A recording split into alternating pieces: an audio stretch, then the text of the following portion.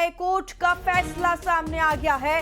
धर्मांतरण और मानव तस्करी केस में बड़ी राहत मिली है। केरल की नन प्रीति मेरी और वंदना फ्रांसिस को जमानत दे दी गई है। ये बड़ी खबर आपको बता रहे हैं। बिलासपुर एनआईए कोर्ट ने फैसला सुना दिया है और आपको बता दें कि सुरक्षित फैसला रखा गया था, अब इस पर फैसला सुना दिया गया है। 25 जुलाई को दुर्ग रेलवे स्टेशन से इन दोनों की गिरफ्तारी हुई थी और कल सुनवाई को जो है हुई थी। दोनों पक्षों की दलीलें सुनी गई थी, फैसला सुरक्षित रखा गया था। अब आज फैसला सुना दिया गया है। सबकी निगाहें टिकी हुई थी, इंतजार था आज के कोर्ट के इस फैसले पर। अब ये फैसला आ गया है, जमानत मिल गई है दोनों ननों को। ये बेहद बड़ी खबर आपको बता रहे हैं। कोर्ट के फैसले पर सभी की नजर टिकी हुई थी। दोनों नन को अब राहत मिलती दिखाई दे रही है। बेहद बड़ी खबर आपको बता रहे हैं। ये दो नन जिनकी गिरफ्तारी हुई थी धर्मांतरण के और मानव तस्करी के मामले में, इन ननों को अब कोर्ट से राहत मिल गई है। बिलासपुर एनआईए कोर्ट का फैसला सामने आया गया है। कोर्ट ने कल फैसला सुरक्षित रख लिया था। दोनों दलीलों को सुनने के बाद, दोनों पक्षों की दलीलों को सुनने के बाद अब आज ये फैसला आ गया है। इन दोनों जो नन हैं इनको अब राहत मिल गई है कोर्ट से, जमानत दे दी गई है। केरल की नन प्रीति मेरी और वंदना फ्रांसिस को जमानत मिल गई है कोर्ट से। सभी की निगाहें टिकी हुई थी। ये बेहद बड़ी खबर आपको बता रहे हैं। बिलासपुर एनआईए कोर्ट में ये पूरा मामला चल रहा था। कल दोनों पक्षों की तरफ से दलीलें सुनी गई थी और फैसले को सुरक्षित रख लिया गया था। आज फैसला सुनाया गया है। आज का दिन दिया गया था सुनवाई के लिए और जब ये फैसला आ गया है, ये बेहद ही बड़ी खबर है, बड़ा फैसला है। ये दोनों नन, इनके लिए ये राहत भरी खबर है क्योंकि इन्हें जमानत दे दी गई है। 25 जुलाई को दुर्ग रेलवे स्टेशन से इन दोनों की गिरफ्तारी हुई थी। हमारे साथ हमारे संवाददाता उमेश मौर्य जुड़ गए हैं।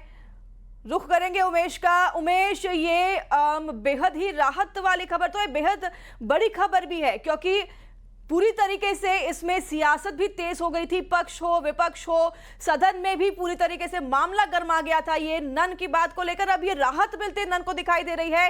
क्या दलीलें रखी गई थी दोनों पक्षों की तरफ से और किन कारणोंवश ये फैसला आया? दोनों ननों को जमानत दे दी है कोर्ट की तरफ से।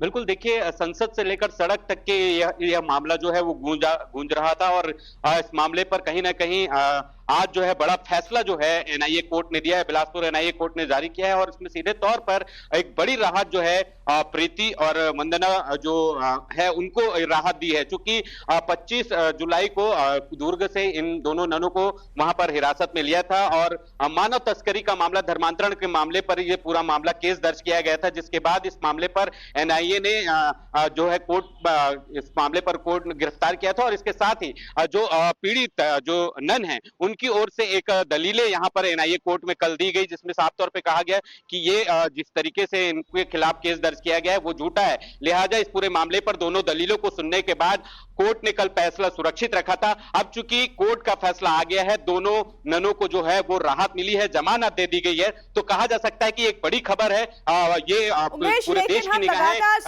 पूरे मामले प्रशासन की तरफ से, सरकार की तरफ से कि उन्होंने ये गिरफ्तारी सबूतों के बना पर की है। दूसरी तरफ हम देख रहे थे किस तरीके से कांग्रेस जो है प्रदर्शन कर रही थी, प्रियंका गांधी भी शामिल हो गई थी। लगातार केरल से जो है संसद भी आए, इन ननों से मुलाकात उन्होंने की। तो किन सबूतों के बिना पर इनकी गिरफ्तारी हुई? अगर इनकी जमानत जो है आज मिल गई है, आज ये सुनवाई हुई है, तो फिर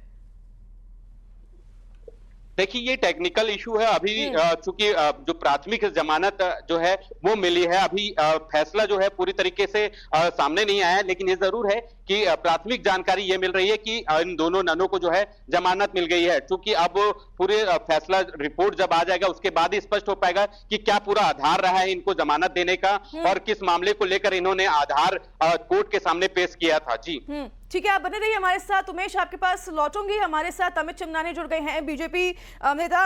अमित जी, ये तो कई दिनों से दावा किया जा रहा था कि सबूतों के बिना पर जो है इनकी गिरफ्तारी हुई है मानव तस्करी में और धर्मांतरण को लेकर, तो ये तो फैसला काफी चौंकाने वाला है जिस तरीके से कोर्ट से आज इन्हें जमानत मिल गई है। अमित जी, देखिए, माननीय मुख्यमंत्री जी ने, माननीय गृह मंत्री जी ने और सबने यही कहा था कि इस विषय में कानून अपना काम करेगा, सभी को न्यायालयीन प्रक्रिया पर विश्वास होना चाहिए।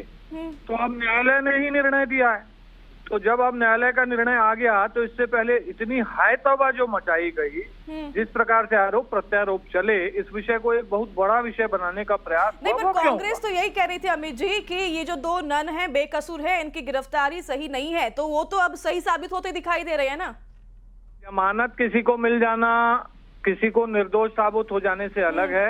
ऐसे तो फिर जिनको अभी जमानत नहीं मिली है, जो घोटाले चल रहे हैं, उनको दोषी मान ले कांग्रेस। फिर तो वो कहते कि हाँ दोषी थे हम, और इनको भी जमानत नहीं मिल रही है, भूपेश बघेल जी के सुपुत्र को, तो भी दोषी मान ले अपने आप को। मुद्दा अभी ये 2 ननों का है अमित जी, जिनकी गिरफ्तारी हुई, जिस पर इतना सियासी संग्राम भी हुआ, सदन में भी बोला गया कि किस तरीके से रहे हैं, तो तुलना तो होगी।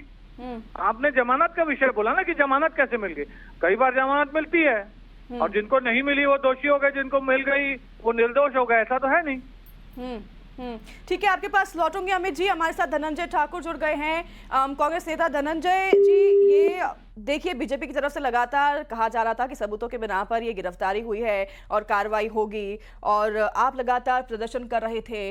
अब इन दोनों जो नन हैं इनको जमानत मिल गई है कोर्ट से, काफी बड़ा ये फैसला कोर्ट की तरफ से सामने आया, किस तरह से देख रहे हैं? देखिए,